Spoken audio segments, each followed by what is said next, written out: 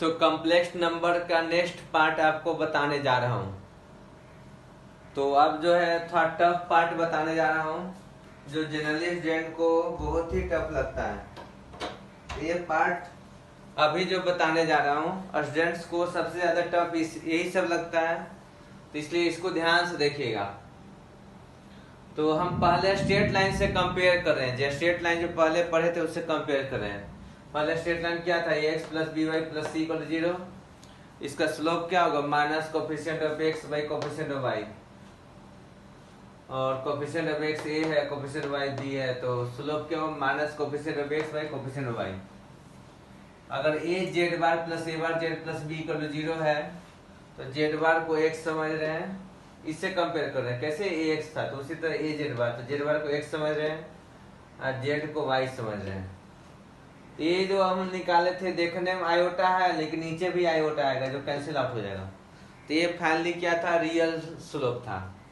तो real slope क्या formula होता है, तो i a bar plus a by a bar minus a, already बता चुके हैं। ये याद आ रहा है, माइनस था real part of a divided by imaginary part of a था।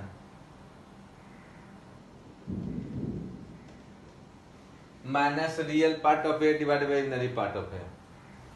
देखिए जब रियल स्लोप की बात करते हैं, तो जब रियल स्लोप की बात करते हैं तो पैरेलल जब था, पैरेलल कब होगा, जब स्लोप सेम। रियल की बात करते हैं तो पहले जैसा पैरेलल कब होगा, जब स्लोप सेम हो, m1 इक्वल टू m2। और परपेंडिकुलर कब होगा, जब m1 m2 माइनस 1 हो। तो टू लाइन पैरेलल कब होगा, जब m1 इक्वल टू m2। अब परपेंडिकुलर कब होगा, जब m1 m2 माइनस 1 हो। क्लियर। अब देखो straight line in complex form, अब बताने जा रहे हैं straight line in complex form.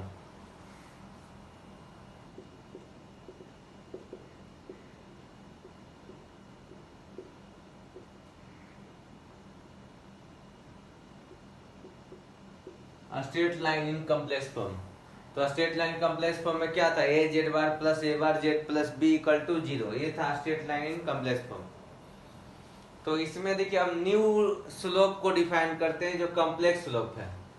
तो हम जेड बार को एक्स की तरह समझ रहे हैं और जेड को वाई की तरह, और सेम फॉर्मूला लगा रहे हैं, minus coefficient of x by coefficient of y. तो माइनस कोफिशिएंट ऑफ, इसको एक्स समझे तो माइनस कोफिशिएंट ऑफ एक्स क्या हुआ ए, और कोफिशिएंट ऑफ वाई क्या हुआ ए बार। तो कॉम्प्लेक्स स्लोप म्यू की बात करते हैं तो माइनस ए बाई ए बार। अब देखिए पहले कैसे दो पॉइंट था, x1 y1 x2 y2, तो रियल स्लोप निकालते थे y2 minus y1 by x2 minus x1। उसी तरह कोई अगर दो कॉम्प्लेक्स नंबर है z1 z2, तो ये लाइन का स्लोप को कॉम्प्लेक्स स्लोप निकलता है। लाइन का जो स्लोप इसी तरीका से निकालेंगे तो क्या निकलेगा, कॉम्प्लेक्स स्लोप। तो y किसको बोले थे याद है, z को, और x किसको बोले थे, z बार को। तो यहाँ y2 माइनस y1 मतलब z2 माइनस z1, और फिर x2 माइनस x1 है तो x तो z बार को बोलते थे, यहाँ z2 बार माइनस z1 बार। तो यहाँ कॉम्प्लेक्स स्लोप म्यू जो होगा, कैसे हम लिखते थे, y2 माइनस y1, तो y किसको बोल रहे हैं, z को, तो y2 minus y1 means z2 minus z1, और divided by x2 minus x1, तो x किसको बोल रहे हैं, z बार को, तो x2 माइनस x1 क्या होगा, z2 बार माइनस z1 बार। समझ गए।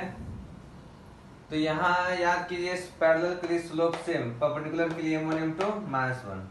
यहाँ निकालते हैं तो पैरेलल के लिए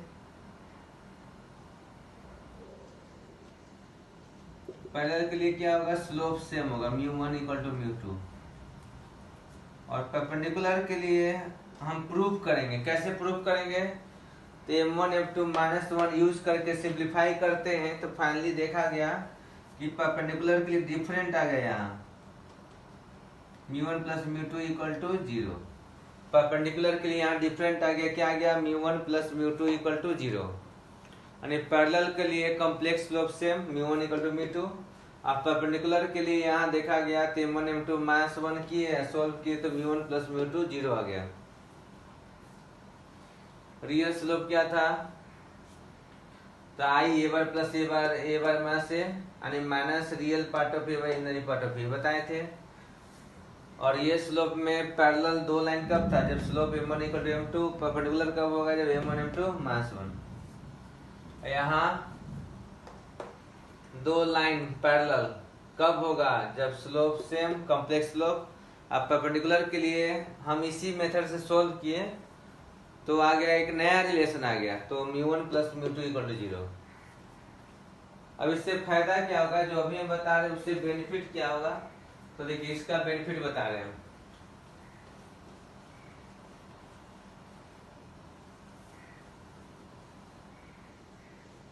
कॉम्प्लेक्स स्लोप का बेनिफिट क्या है, इसका कोई ज्योमेट्रिकल मीनिंग या फिजिकल मीनिंग कुछ नहीं है। Complex slope just problem solving technique है। कॉम्प्लेक्स स्लोप रियल में उसका कोई मीनिंग नहीं है, वो क्या है, प्रॉब्लम सॉल्विंग टेक्निक है। मतलब जब कॉम्प्लेक्स फॉर्म में लाइन का इक्वेशन है तो रियल स्लोप में लिख के सॉल्व करेंगे तो टाइम लगेगा, जबकि कॉम्प्लेक्स स्लोप में सॉल्व करेंगे तो जल्दी जल्दी बन जाएगा। यानी कॉम्प्लेक्स स्लोप जो है एक प्रॉब्लम सॉल्विंग टेक्निक है।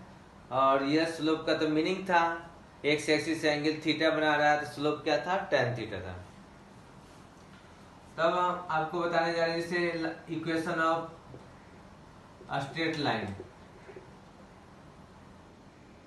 Joining Z1 and Z2, complex number Z1 Z2 को ज्वाइन कर रहा है, equation of straight line joining Z1 and Z2 in complex form. Complex form में क्या होगा,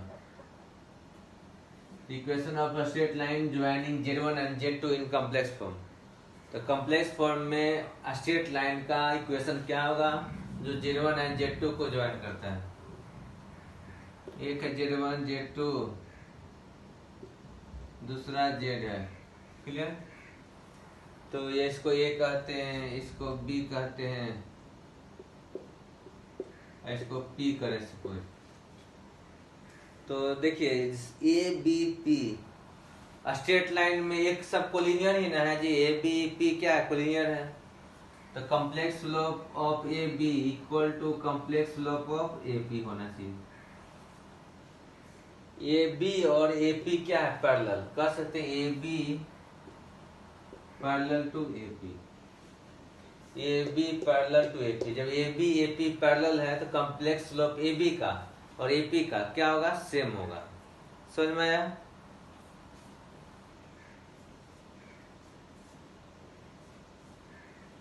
ए बी का स्लोप और ए पी का स्लोप सेम होगा।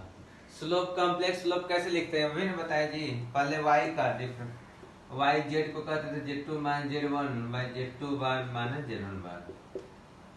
और एक मूविंग पॉइंट, z क्या लिए हैं, मूविंग पॉइंट। मूविंग पॉइंट कैसे लेते थे, कोऑर्डिनेट में x, y। उसी तरह यहाँ कॉम्प्लेक्स में मूविंग पॉइंट क्या लेते हैं, तो x, y का कॉम्प्लेक्स में क्या होगा, तो x प्लस आई वाई, उसी को z कर रहे हैं। तो a और p है तो इसको लिखेंगे तो z minus z1 minus z1 बार हो गया। समझ गए। अब चलिए और क्वेश्चन दे, जैसे सपोज एक सर्किल है, इस सेंटर z0 है और z1 पर टेंजेंट लिखे, पॉइंट z1 पर टेंजेंट लिखे, इसका इक्वेशन क्या होगा, इसका इक्वेशन निकालने जा रहे हैं। Equation of tangent at z1 देखिए कैसे निकलेगा, equation of tangent at z1।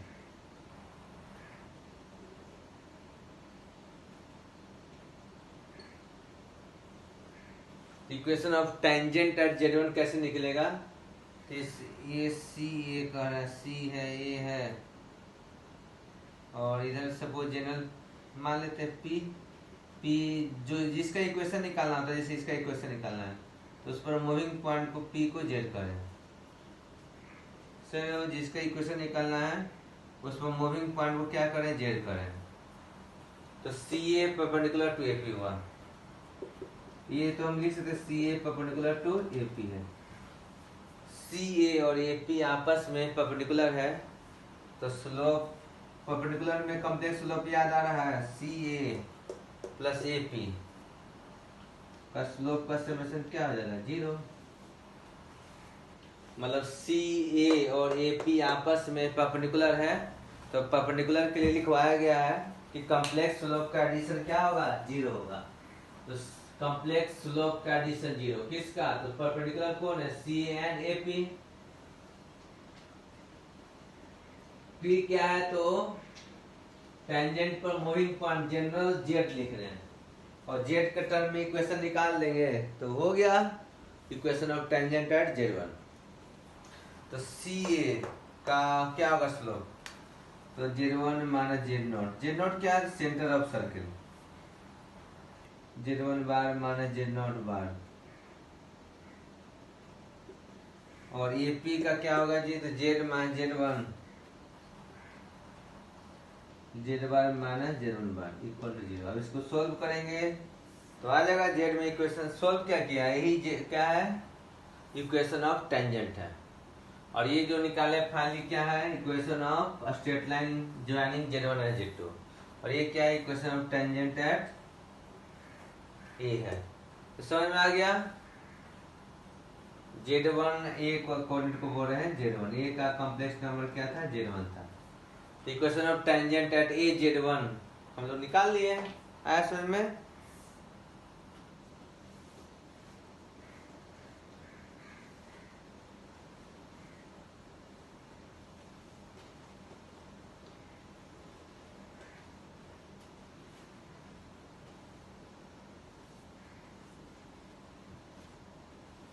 देखिए एक Z1 है, सपोज एक पॉइंट Z1 है और एक पॉइंट Z2 है, दोनों का परपेंडिकुलर बाइसेक्टर ले रहे हैं हम।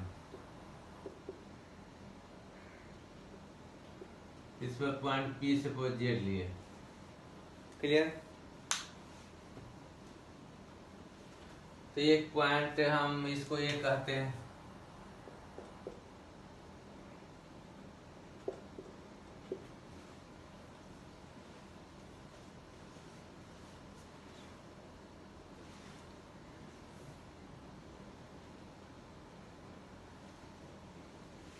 देखो ए बी का परपेंडिकुलर बाइसेक्टर, ए बी का परपेंडिकुलर बाइसेक्टर लिखने जा रहे हैं, ठीक है। तो equation of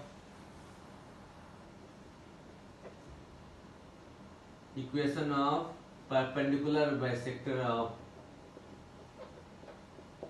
of line a b, equation of perpendicular bisector of line a b का जो परपेंडिकुलर बाइसेक्टर है उसका इक्वेशन, या कह सकते हैं locus of a point,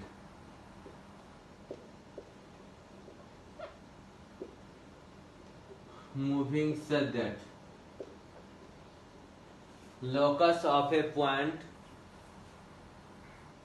moving such that distance from A and B are equal, that distance from A and B are equal। Sir ji equation of perpendicular bisector of line a b का perpendicular bisector, या locus of a point, कोई point का locus such that distance from a and b are equal. तो simple है, देखिए Z से Z1 का distance क्या हुआ, ई और ए हुआ जेड से। तो यहाँ लिख सकते हैं जेड से Z1 का डिस्टेंस को हम रिप्रेजेंट करते हैं मोड Z1 और जेड से Z2 का डिस्टेंस मोड Z2। ये आपका क्या आया फाइनली। सिंप्लीफाई तो और भी कर सकते हैं, लेकिन इतना ही सोच सकते, सिंप्लीफाई और करना है तो कर सकते हैं। देखिए मोड Z1 क्या हुआ, Z1 से मूविंग पॉइंट Z का डिस्टेंस। अब मोड Z2 क्या हुआ, तो Z2 से मूविंग पॉइंट Z का डिस्टेंस। तो दोनों बराबर है, मतलब Z1 Z2 जो लाइन ज्वाइनिंग है उसका परपेंडिकुलर बाइसेक्टर होगा, या कह सकते हैं locus of a point moving such that distance from Z1 equal to distance from Z2। तो लिख दिए हैं। अब इसको डिफरेंट फॉर्म बता रहे, इसी को अल्टरनेट, ठीक है, डिफरेंट फॉर्म में लाना है। अगर डिफरेंट फॉर्म में देखिए इसी को डिफरेंट फॉर्म में कैसे होगा, तो स्क्वायरिंग बोथ साइड कर रहे हैं। स्क्वायरिंग बोथ साइड करेंगे तो mod z minus z one square mod z minus z two square. Squaring both side कर दिए, mod z minus z one square और mod z minus z two square.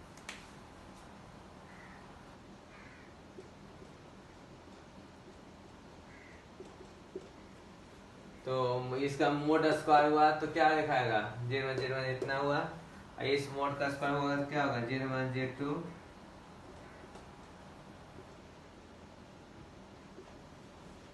समझिए दोनों को स्क्वायर कर दिया। मोड स्क्वायर क्या होता है, इंटू इतना, इसका स्क्वायर क्या होगा, इतना इंटू इसका conjugate z z bar minus z z one bar, z z bar minus z z one bar minus z one z bar plus mod z one square z z bar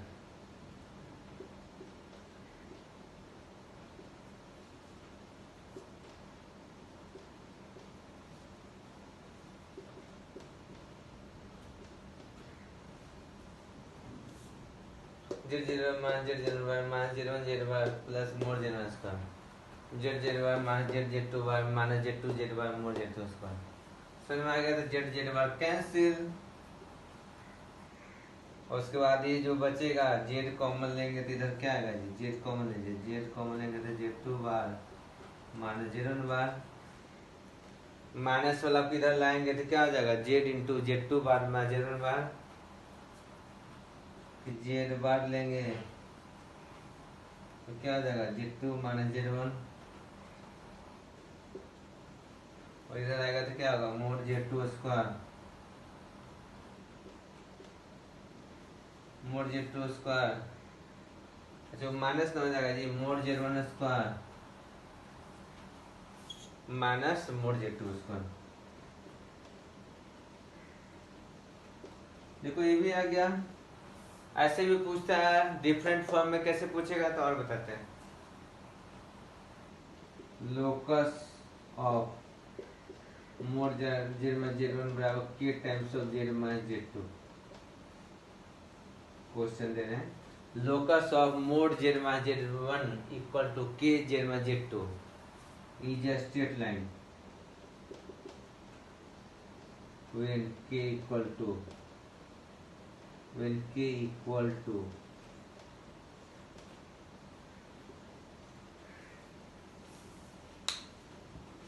locus of mod z minus z1 equal to k times of mod z minus z2 is a straight line when k equal to 1 लिख दिए, 0 लिख दिए, c minus 1 d2। तो अभी ने बताया कि straight line कब था, mod z minus z one equal to k one था z minus z two, k zero होगा तो ये जीरो हो गया तो पॉइंट हो जाएगा, के नेगेटिव पॉसिबल नहीं है, और के टू के लिए सर्किल हो जाएगा, ऐसा बताया जाएगा।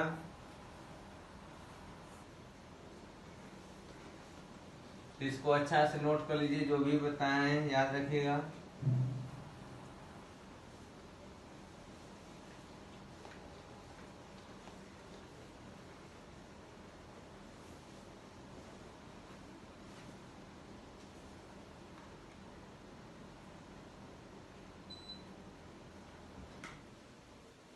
तो देखिए mod z minus z one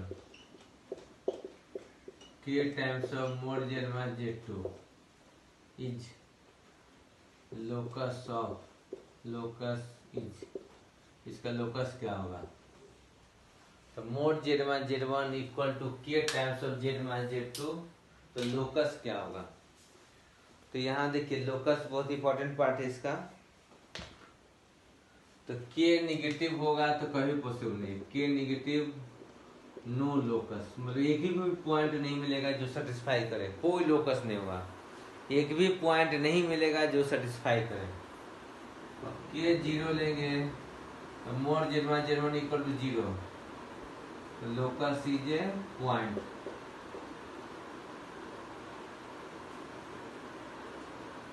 या लिमिटिंग सर्किल, लोकस क्या आएगा, पॉइंट आएगा, या तो लिमिटिंग सर्किल पॉइंट को ही बोलते हैं। लिमिटिंग सर्किल मतलब जिसका रेडियस जीरो हो, लिमिटिंग सर्किल जिसका रेडियस जीरो हो, तो लिमिटिंग सर्किल किसको बोलते हैं, पॉइंट को बोलते हैं। और k इक्वल टू 1 में बोले थे straight line,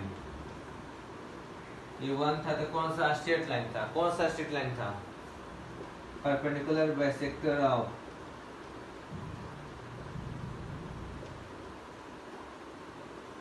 line joining Z1 and Z2। K1 लेंगे तो स्ट्रेट लाइन होगा, कौन सा स्ट्रेट लाइन होगा, तो perpendicular bisector of line joining Z1 and Z2। अब K मोर देन 1 हो, क्लियर, तो ये क्या होगा, सर्किल होगा। जैसे यहाँ 2, 3, 4 कुछ भी लेगा तो सर्किल होगा। स्क्वायरिंग बोथ साइड करेंगे, सॉल्व करेंगे तो अच्छी तरह से सेंटर रेडियस भी बता सकते हैं, वो क्या होगा, सर्किल होगा। समझ में आया? के मोर देन 1 में सर्किल है तो सेंटर क्या है, रेडियस क्या है, इसका एक तरीका और बता रहे हैं, जैसे एग्जाम्पल से समझाएंगे। पहले इसको नोट कर लीजिए कि मोर Z1 के टाइम्स ऑफ Z2 है तो के निगेटिव होने पर कोई लोकस नहीं, 0 होने पर पॉइंट है, 1 होने पर straight line perpendicular bisector of line joining Z1 Z2 होगा। मोर देन 1 लेंगे तो सर्किल मिलेगा। समझ में आ गया? मोर देन 1 लेंगे तो क्या होगा, सर्किल होगा। जैसे एग्जाम्पल से समझाते हैं, सपोज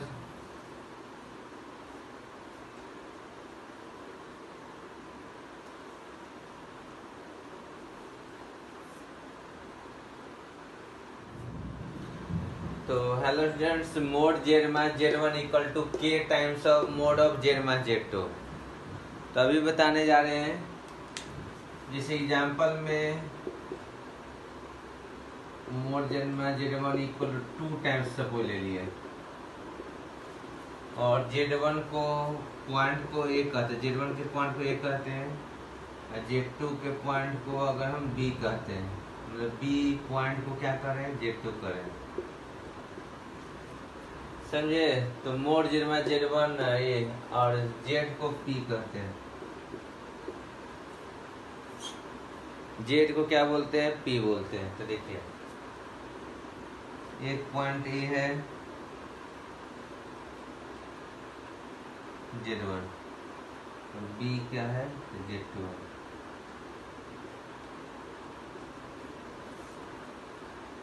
तो Z ऐसा ले रहा है, यहाँ इसको ध्यान से देखिएगा जी। तो Z1 का मॉडुलस, Z1 का मॉडुलस क्या है, तो Z का मॉडुलस है Z1 से Z का डिस्टेंस, Z1 से Z का डिस्टेंस AP। मोड Z2 क्या है, मोड Z2 तो Z2 से Z का डिस्टेंस BP।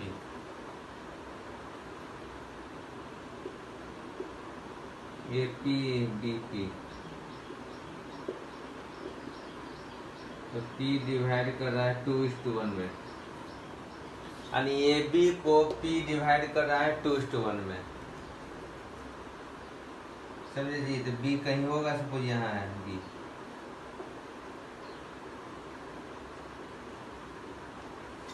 तो P एक यहाँ होगा तो 2:1 में डिवाइड कर सकता है इंटरनली। यहाँ कर सकते हैं P डिवाइड AB इन 2:1 इंटरनली एक्सटर्नली, और बाकी नॉट कोलिनियर में भी होगा when collinear, P divide AB in 2:1 internally externally when P collinear होगा तो डिवाइड करेगा इंटरनली या एक्सटर्नली।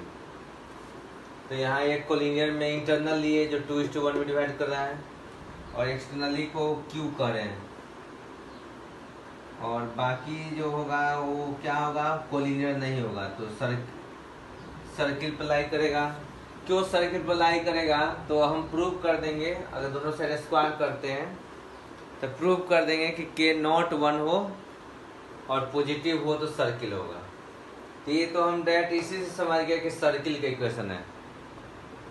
क्यों? क्योंकि इसको स्क्वायरिंग करेंगे और K नॉट 1 है तो देखिएगा कि सर्किल आ रहा है। सर्किल का फॉर्म बताए थे, mod Z1 equal to r. अब mod Z minus Z1 equal to r था, फिर स्क्वायर करके बताए थे Z bar plus A bar plus A bar Z plus B equal to 0। तो यहाँ तो 2 पॉइंट मिल गया कोलिनियर के लिए स्पेशल। अब B सेंटर नहीं है, B कोई इनसाइड पॉइंट है, सेंटर तो कहीं और होगा। B जो है इनसाइड पॉइंट है B। तो ये सर्किल बनता है, प्रूव हो गया स्क्वायरिंग बोथ साइड करने से। और उसके बाद अब देखिए एबव जितना होगा उतना ही बिलो होगा, सिमेट्रिक होगा ये, मतलब AQ पर ही सेंटर होगा। सेंटर क्या होगा, AQ लाइन पर होगा। क्यों? क्योंकि ये डिस्टेंस निकालेंगे इक्वल टू 2 टाइम्स लिखे हैं, तो Z1 Z2 के एबव जितना पॉसिबिलिटी है उतना ही बिलो आएगा, जितना एबव होने का चांस है उतना ही बिलो आएगा।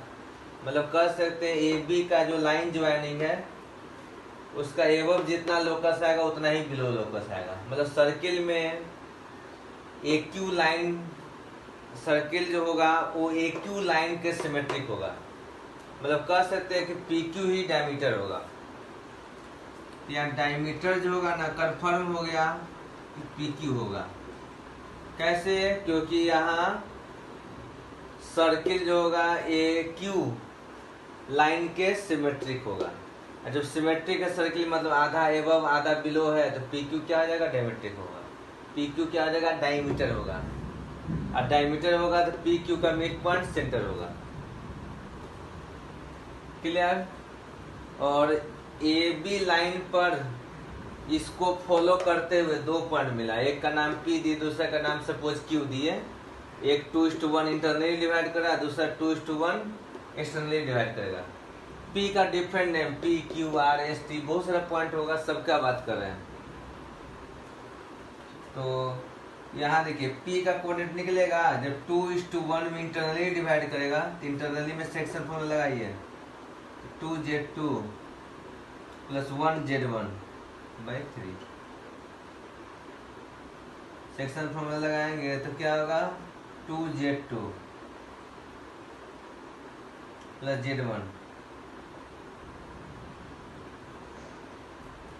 तो सेक्शन फॉर्मूला लगा देंगे 2:1 में, तो क्या होगा 2Z2 B है, तो 2Z2 और 1Z1/3।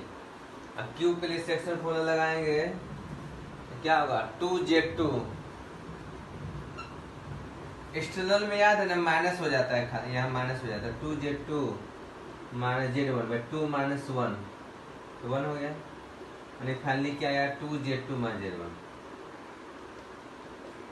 समझे जी? यहाँ 2 3 4 5 कुछ भी रहे, 1 से कम रहे 1 से ज्यादा रहे, उससे मतलब नहीं है।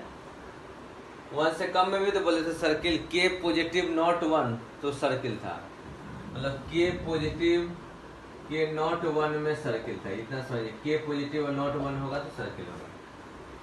तो जो भी होगा यहाँ मान ले कि यहाँ जनरल K है, तो K:1 इंटरनल और K:1 एक्सटर्नल, दोनों लगा दीजिए। इंटरनल के लिए क्या फॉर्मूला है, KZ2 1Z1/K+1, और एक्सटर्नल के लिए KZ2 -1Z1/K-1। तो इंटरनल एक्सटर्नल का दोनों का पॉइंट निकाले तो ये दोनों क्या है, डायमेट्रिकली अपोजिट पॉइंट है। तो डायमीटर PQ हो गया, तो सेंटर क्या हुआ, mid point of PQ, mid point of PQ। Section formula जो लगाते हैं जब जान गए कि PQ के मिडिल में सेंटर होगा, तो PQ का सेक्शन फॉर्मूला में मिड पॉइंट निकालना है। तो मिड पॉइंट का क्या कंसेप्ट है कि अगर 2 कॉम्प्लेक्स नंबर है अल्फा बीटा, तो मिड पॉइंट क्या होगा जी, अल्फा प्लस बीटा/2। अगर 2 कॉम्प्लेक्स नंबर अल्फा बीटा और m:n में इंटरनली डिवाइड करा तो m beta, section formula m beta plus n अल्फा/m+n। तो सेक्शन फॉर्मूला यहाँ अच्छा से काम करता है। तो मिड पॉइंट निकालने आता है ना, तो किसका मिड पॉइंट होगा, तो P and Q। तो P का कॉम्प्लेक्स नंबर जो क्या है, P का कॉम्प्लेक्स नंबर कैलकुलेट किए तो 2Z2 प्लस Z1/3, और Q का कॉम्प्लेक्स नंबर क्या आया, तो 2Z2 माइनस Z1। बाई 2। तो सेंटर आ गया। अब रेडियस, तो रेडियस क्या होगा इसका,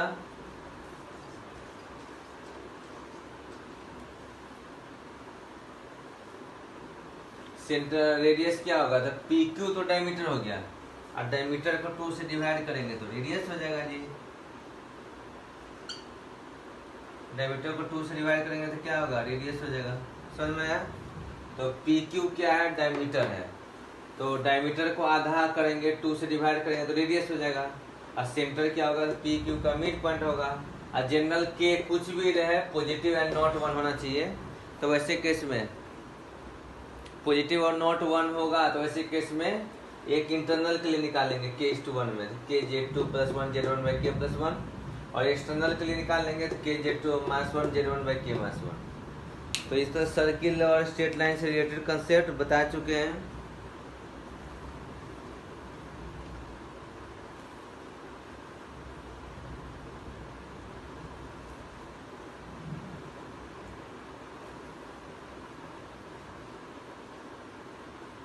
अब देखिए, जैसे कोई कॉम्प्लेक्स नंबर z है,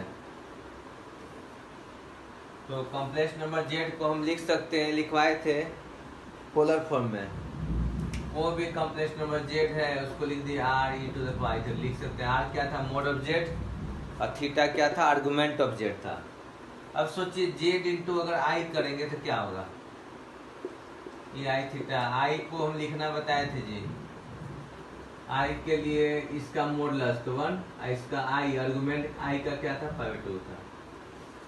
तो z इंटू अगर i करें तो i को लिख सकते हैं 1 × e⁴ π/2। तो देखा जाए तो r तो r ही रहेगा, r इंटू 1r, और पावर ऐड हो जाएगा थीटा प्लस π/2। मतलब किसी का आर्गुमेंट अगर थीटा था पहले और i से मल्टीप्लाई कर देंगे तो π/2 से बढ़ जाएगा। और z इंटू अगर ओमेगा करते हैं तो z क्या है, r इंटू e⁴ ओमेगा क्या है, e⁴ 2π/3। z इंटू ओमेगा, तो z क्या है, तो r इंटू e⁴ ओमेगा क्या हुआ, e⁴ 2π/3। तो मल्टीप्लाई करेंगे तो r e⁴ प्लस 2π/3। तो देखा जाए तो ये हुआ y एक्सिस, x एक्सिस,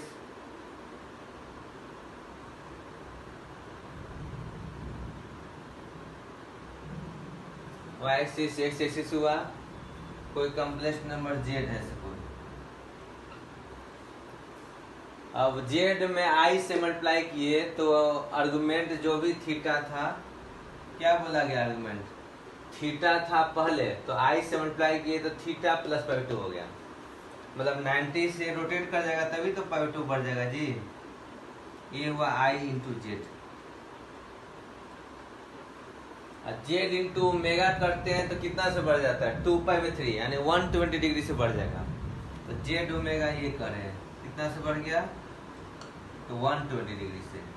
किधर क्यों रोटेट कर रहा है, एंटी क्लॉकवाइज रोटेट कर रहे हैं। तो जेड इंटू आई, ठीक है, तो रोटेट जेड लिख देते हैं, rotate z by 90 degree in anti clockwise. Z i क्या, rotate z, z into i करेंगे तो जेड रोटेट करेगा, rotate z by 90 degree in anti clockwise with respect to, किसके रिस्पेक्ट में रोटेट कर रहा है, तो ऑरिजिन के रिस्पेक्ट में। देख रहे हैं ऑरिजिन से जेड जो था वो रोटेट कर गया। और जेड इंटू ओमेगा किए तो रोटेट जेड बाई कितना डिग्री से, तो 120 degree in anti clockwise with respect to origin. समझ गए, तो ये सब कंसेप्ट दिए। अब एक क्वेश्चन है, देखिए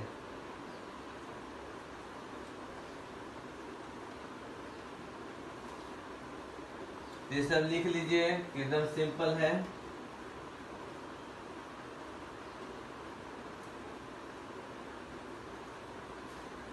तो उम्मीद है कि समझ रहे होंगे। देखिए question, area of triangle found by the points. Question area of triangle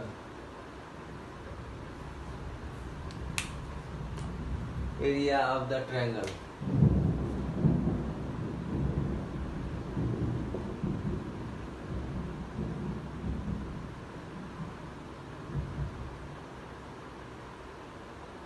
area of triangle formed, area of the triangle formed by the points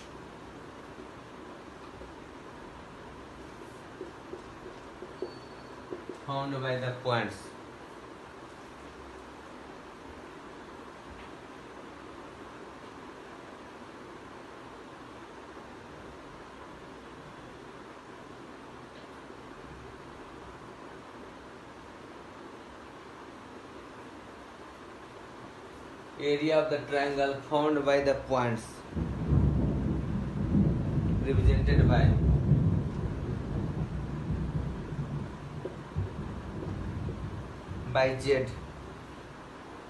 z plus iz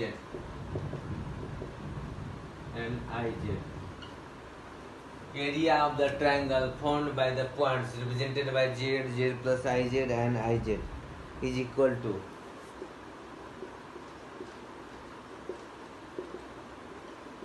तो ऑप्शन ए है 1/4 mod z square, b mod z square, और c है आपका half mod z square, d है 3/2 mode z square. देखिए क्या होगा, तो इसको डायग्राम बनाएंगे तुरंत बन जाएगा क्वेश्चन। डायग्राम बनाते हैं, एक्स एक्सिस है, वाई एक्सिस है, x axis and y axis है। तो x axis and y axis है और कोई कम्प्लेक्स नंबर मानते हैं कि जेड है, तो जेड है, ऑरिजिन से मिला दिए कम्प्लेक्स नंबर, ये पॉइंट जेड है। और जेड में जैसे ही आई से मल्टीप्लाई करेंगे तो 90 से रोटेट हो गया जेड। आई से मल्टीप्लाई करेंगे तो कितना से रोटेट हो जाएगा, 90 डिग्री से। तो ये आपका हो गया आई इंटू जेड, 90 से रोटेट हो गया। अब जानते हैं कि समेशन वाला टेक्निक बताया गया था, पैरेललोग्राम बनाता है। दो वेक्टर को कैसे ऐड करते थे, पैरेललोग्राम बनाकर। उसी तरह दो कॉम्प्लेक्स नंबर को ऐड करेंगे तो ये बनेगा। और कैसे ऐड होगा, तो पैरेललोग्राम टेक्निक।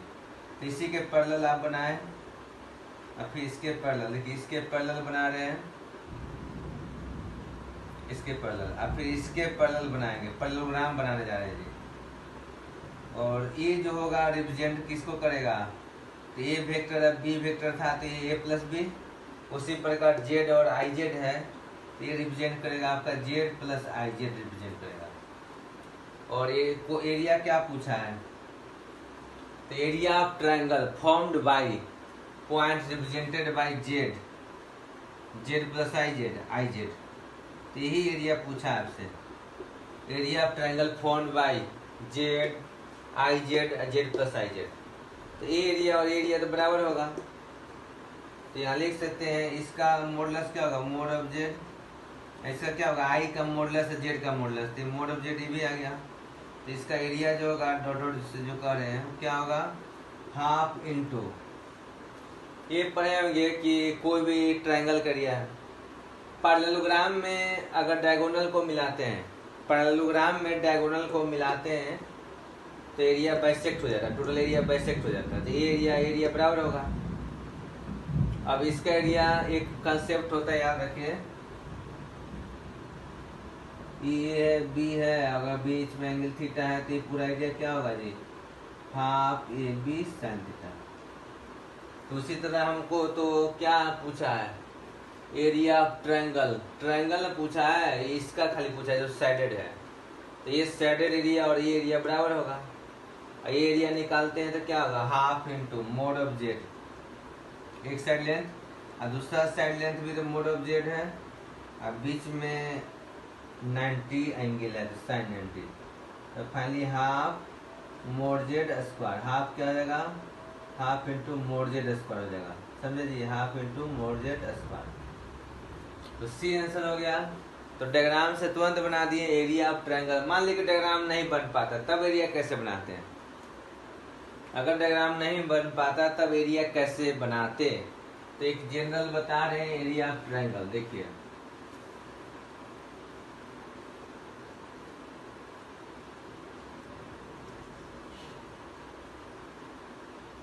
एक डिटरमिनेंट का टेक्निक बता रहे एरिया ऑफ ट्रायंगल के लिए। तो देखिए पहले आप जानते होंगे कोऑर्डिनेट में एरिया ऑफ ट्रायंगल जो होता था, याद है, half x1 x2 x3 y1 y2 y3 1 1 1।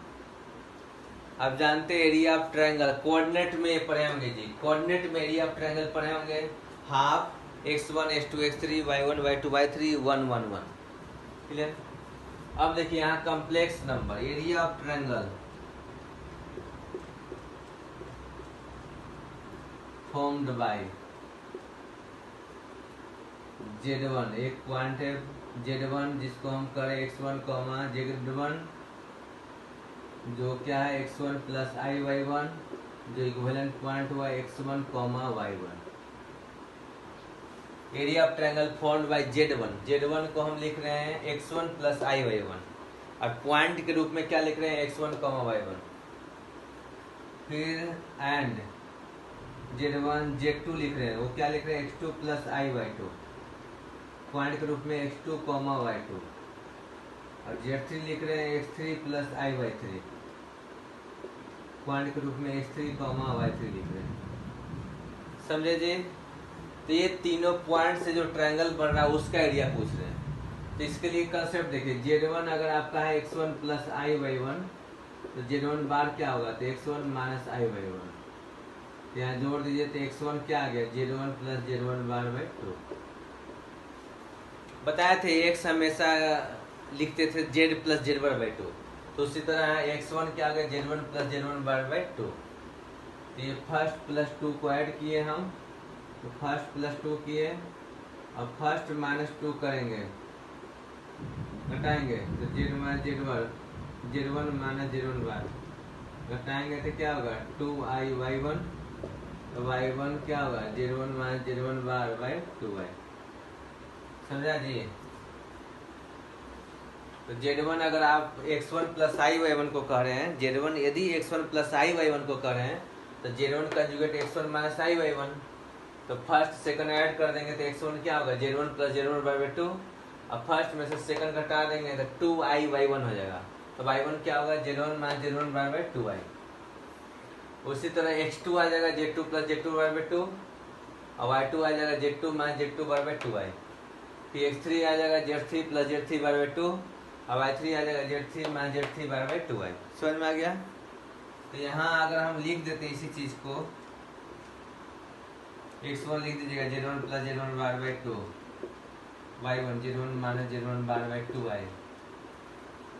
समझे जी। y1 निकाले ना Z1 minus Z1 by 2i 1। x2 होगा Z2 प्लस Z2 बाई 2 और y2 हो जाएगा उसी तरह Z2 minus Z2 by 2i 1। फिर x3 हो जाएगा Z3 प्लस Z3 बाई 2 और y3 हो जाएगा Z3 minus Z3 by 2i 1। इसको सिंप्लीफाई अब करना आपका काम है, क्योंकि ये डिटरमिनेंट का प्रॉपर्टी यूज करेंगे कि यहाँ से 2 कॉमन, यहाँ से 2i कॉमन, उसके बाद प्रॉपर्टी लगाएंगे तो फाइनली फॉर्मूला आ जाता है i by 4 Z1 Z2 Z3। याद कीजिए हम लिखे थे जी x किसको लिखे थे, कंजुगेट वाला को x लिखे थे, इसको y लिखे थे, वही Z1 Z2 Z3 हुआ। फिर Z1 बार Z2 बार Z3 बार और 1 1 1। तो ये आपका क्या है एरिया ऑफ ट्रायंगल, रैंडम कोई भी हो। जैसे यहाँ तो डायग्राम बन गया था जी, ठीक है। तो डायग्राम यदि बन जाए तो डायग्राम की हेल्प से एरिया निकाल लेंगे। यदि डायग्राम नहीं बन पा रहा है तो जनरल कोई भी कैसा भी ट्रायंगल हो Z1 Z2 Z3 तीन कॉम्प्लेक्स नंबर हो तो उससे जो एरिया ऑफ ट्रायंगल फॉर्म होगा वो क्या होगा i by 4 Z1 Z2 Z3 Z1 bar Z2 bar Z3 बार 1 1 1 इसका डिटरमिनेंट। समझे जी। यही हुआ एरिया ऑफ ट्रायंगल। तो इसको भी याद कर सकते हैं, याद कीजिए क्वेश्चन मिलेगा। ठीक है। तो अब नेक्स्ट क्लास में होगा